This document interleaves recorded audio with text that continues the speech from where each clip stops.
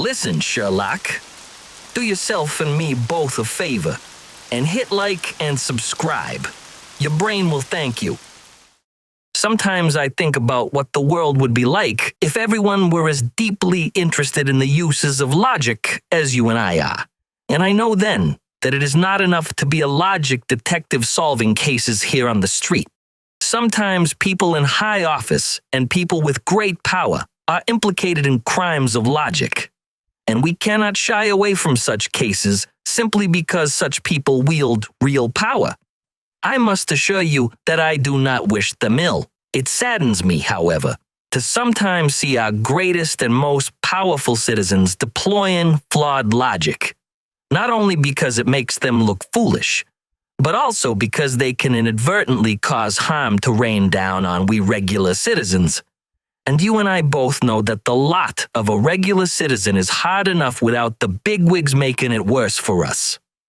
This is why I must pause our exploration of arguments for our first special case file, in which we will consider the claim that politicians need logicians.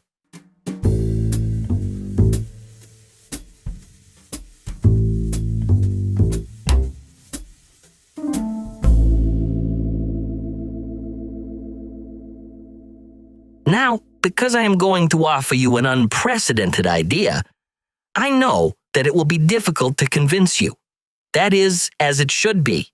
A good citizen is always skeptical when some radical new proposal is made that could affect our democracy. So I want you to believe that I am approaching this whole business with the greatest humility ever found in any logic detective. Then again, as you may have already realized, since I am the first and only logic detective in the world, whatever humility I bring to the project will necessarily be the greatest humility ever found in any logic detective. So I am forced to admit that you are clever students of logic, and you have caught me out before I've even made my argument. I will place a gold star in your logic detective apprentice's book, My Insightful Friend. Let me then, without further prevarication, state my thesis for you. It is this. First, sometimes people reason badly, even without knowing it. It is desirable to avoid that bad reasoning whenever it has significant negative impact on the citizens of this great city. Bad reasoning can be avoided with the application of the proper techniques of formal logic. People trained in formal logic can identify bad reasoning and thus avoid significant negative impact that it causes better than people without such training. People trained in formal logic should thus be involved in decisions that can have significant negative impacts on the citizens of our city. Now, my friend, I want you to think about people who can have a significant impact on the citizens of our fine city. I have no doubt that you are now thinking about politicians, am I correct? Would it surprise you to learn that very few politicians have received training in formal logic? It is a curious thing that should one wish to become a politician, one is likely to be told that learning how to persuade people would be a useful skill. That is, many politicians have made a deep study of the discipline known as rhetoric, which studies the techniques and methods of persuasion. But I must ask you, what good is the ability to persuade others if it is not used in a morally upright and logical way? I would never accuse any politician of being interested only in persuading people and not in being logical, for I know that all politicians are civil servants who take their duty to serve seriously. But this is why I say that politicians need logicians. Because every citizen makes errors in reasoning, even good-hearted politicians and formally trained logicians. But the formal training a logician receives allows them to identify and avoid errors that people without the training are liable to make. Again, politicians need logicians. Of course, we have already noted that you are a skeptical citizen, and I very much admire you for it. So at this point, I am sure you would like to see some examples of cases in which a politician made a mistake that a person trained in formal logic could help correct or even help avoid. I really do like your skepticism, buddy. Keep it up.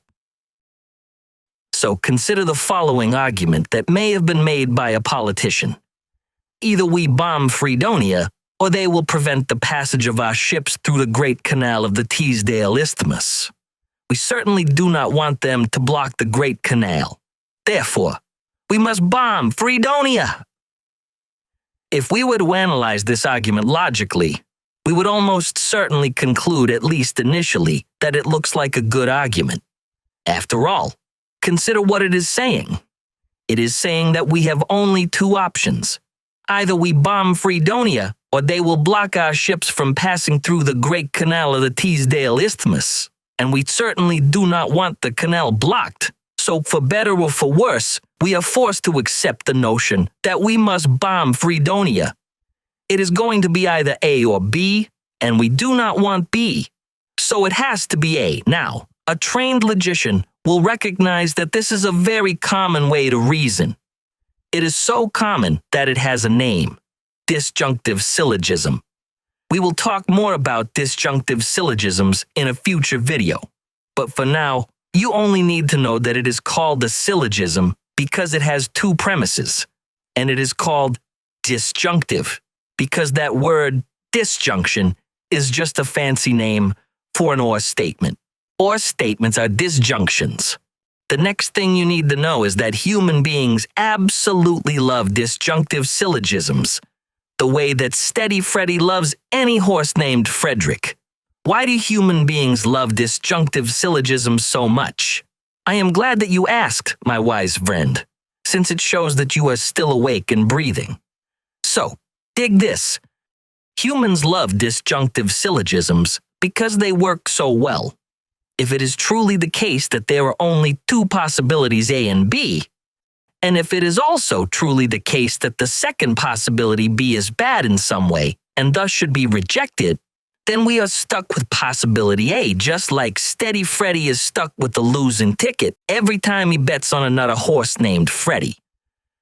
But what would you say if the arguer had not exhausted all of the possibilities? What if there were a third possibility C that was not mentioned in the original argument? Logicians call such a case the fallacy of false dichotomy, because the original argument says that there are only the two possibilities A and B, but that turns out to be false because there is also possibility C that the arguer neglected.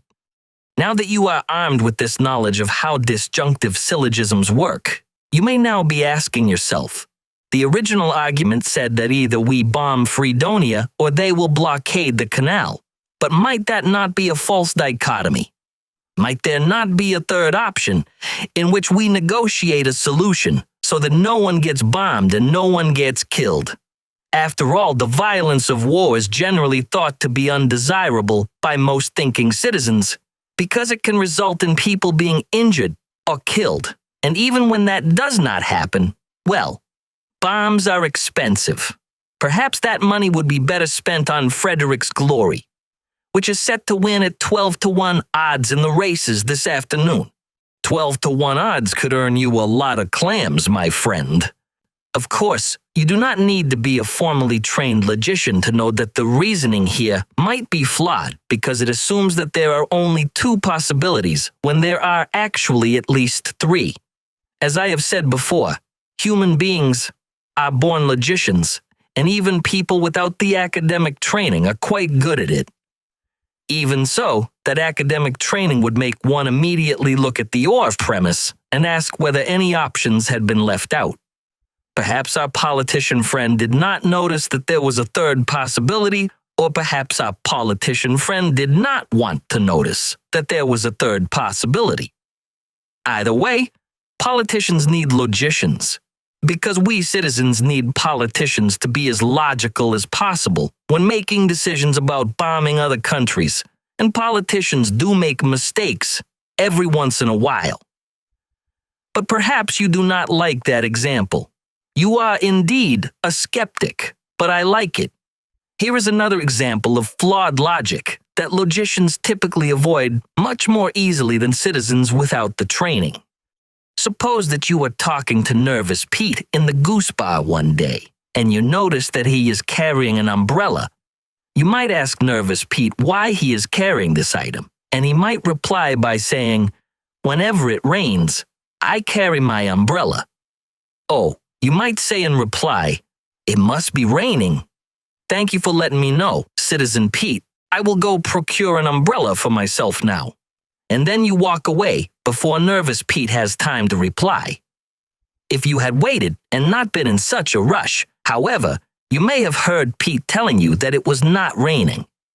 Here is something you should know about Citizen Pete. He is a nervous guy. I mean, really nervous. That is how he got his nickname after all. He not only carries an umbrella when it is raining, as he indeed told you quite truthfully, he also carries it when it is not raining, because he is always worried that it might rain and he would be caught without an umbrella. In short, Nervous Pete always carries his umbrella, not just when it is raining, but also when it is sunny. Now, notice the logical trap that you fell into. Nervous Pete told you only that whenever it rains, he carries his umbrella. You noticed that he was carrying his umbrella, so you concluded that it must be raining. But this does not follow from what Nervous Pete told you, my friend. He did not tell you that he only brings his umbrella when it rains, and never when it is sunny.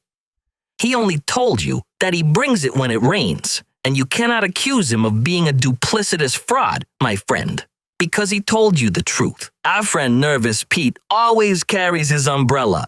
This logical error is so common that it has a name.